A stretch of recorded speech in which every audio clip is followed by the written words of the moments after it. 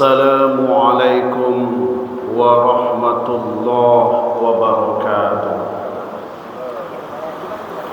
Bismillahi walhamdulillah, assalatu wassalamu ala rasulillah wa ala alihi wa sahbihi wa mawala. La hawla wa la quwwata illa billah. A'udzu billahi minasy syaithanir rajim. Bismillahirrahmanirrahim. Wal 'ashr innal insana lafi khusr illal ladzina amanu wa 'amilus shalihat wa tawassaw bil haqq wa tawassaw bis sabr. Shadaqallahul azim.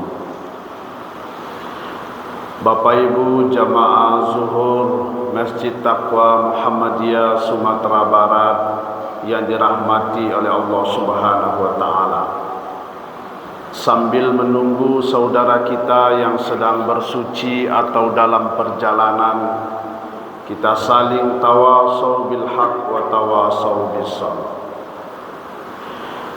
Adapun ayat yang barusan kita baca merupakan di antara surat yang pendek di dalam Al-Quran, terdiri dari hanya 3 ayat, namun memiliki makna yang sangat mendalam. Allah Subhanahu wa taala mengingatkan kita bahwa banyak manusia yang ada di muka bumi ini tergolong ke dalam kelompok manusia yang merugi.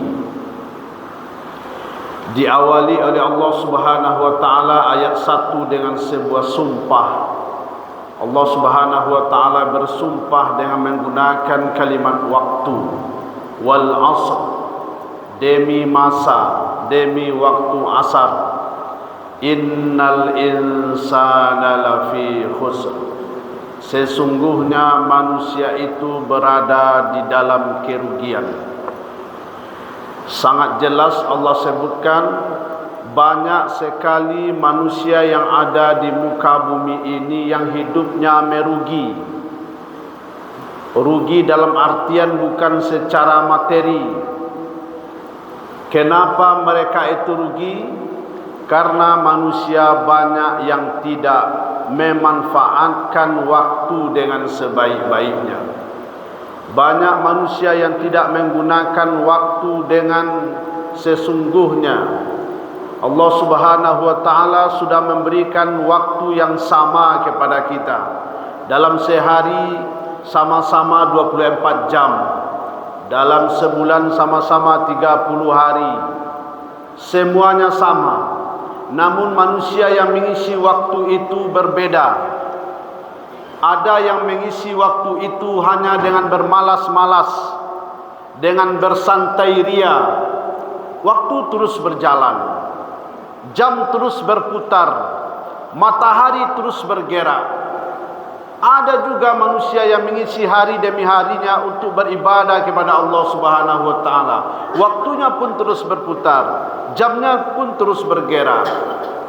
Maka jamaah yang dirahmati oleh Allah Subhanahu wa taala, wajar sekali Allah Subhanahu wa taala beberapa kali bersumpah di dalam Al-Quran dengan menggunakan kalimat waktu. Pertama, Allah Subhanahu wa taala bersumpah dengan menggunakan wal fajri, demi waktu subuh, demi waktu fajar. Tentu adalah orang yang beruntung di waktu subuh, ada yang merugi di waktu subuh. Yang beruntung di waktu subuh itulah dia yang laksanakan solat subuh plus berjamaah, plus di masjid. Yang merugi di waktu subuh siapa? Yang terlambat solat subuh, tidak pula berjamaah, tidak pula di masjid. Itu pun dilaksanakan ala kadarnya, merugi.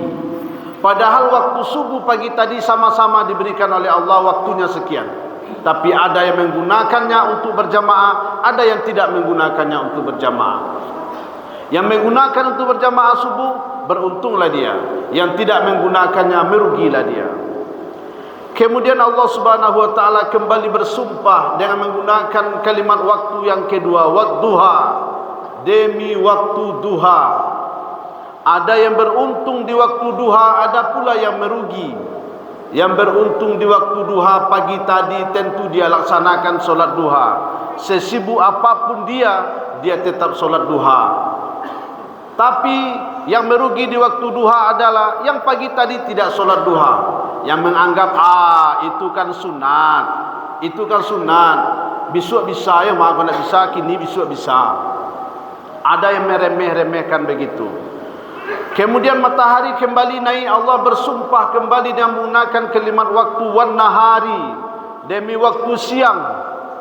Ada yang beruntung di waktu siang, itulah dia yang bekerja, berusaha, berikhtiar mencari karunia Allah Subhanahu wa taala.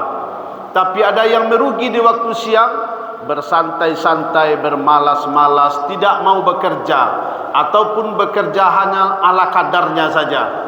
Minta rezeki banyak, kerja ala kadar.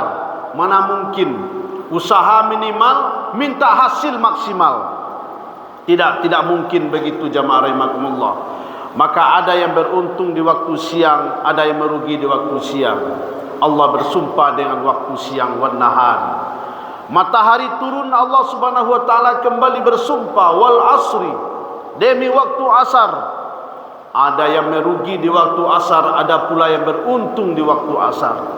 Yang merugi di waktu asar hanya sibuk entah ke mana, entah apa yang dicarinya, entah apa yang diperbuatnya.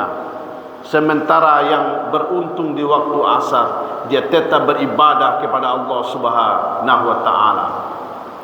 Kemudian matahari tenggelam, Allah Subhanahu wa taala kembali bersumpah dengan menggunakan kalimat waktu. Wal laili, demi waktu malam. Allah katakan demi waktu malam. Ada yang beruntung di waktu malam, ada pula yang merugi di waktu malam. Yang beruntung di waktu malam, ketika dia terbangun, dia laksanakan beribadah kepada Allah. Wa minal laili fatahajjad bihi nafilatan lak.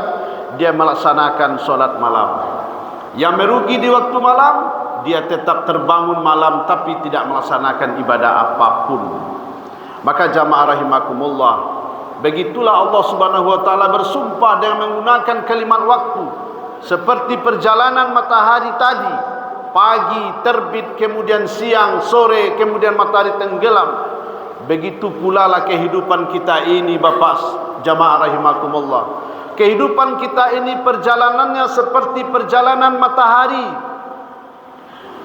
Kemudian perjalanan matahari pagi sampai sorenya tenggelam. Perjalanan hidup kita juga begitu.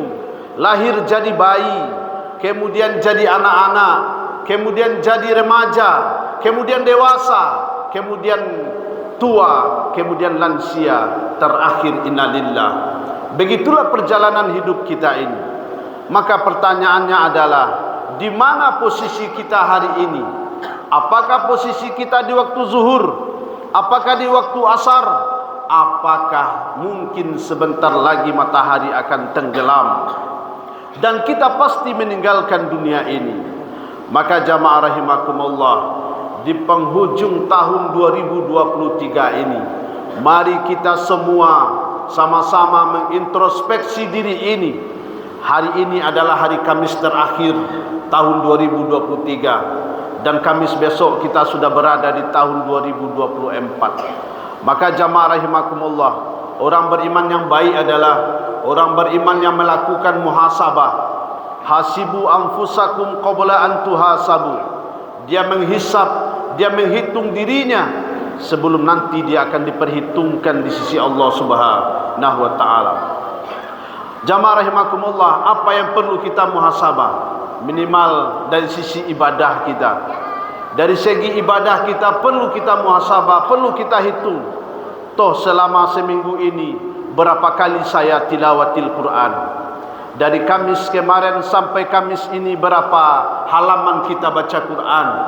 Atau justru lebih banyak membaca WA, daripada membaca Al-Quran. Kalau banyak membaca WA daripada baca Quran, merugilah kita. Kalau sudah banyak baca Al-Quran, beruntunglah kita. Jadi sebenarnya Bapak Ibu Saudara, kita sendiri bisa menghitung kekuatan ibadah kita. Kita sendiri kita bisa menghitung kualitas amal kita.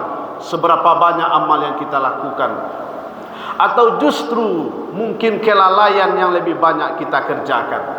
Seandainya selama 2023 ini kita banyak lalai kepada Allah Subhanahu wa taala, lalu pada 2024 bagaimana kita semua memperbaiki diri kita ini sehingga hari esok lebih baik daripada hari ini. Camkanlah semoga bermanfaat. Billahi fi sabilil haq, fastabiqul khairat. Assalamualaikum warahmatullahi wabarakatuh.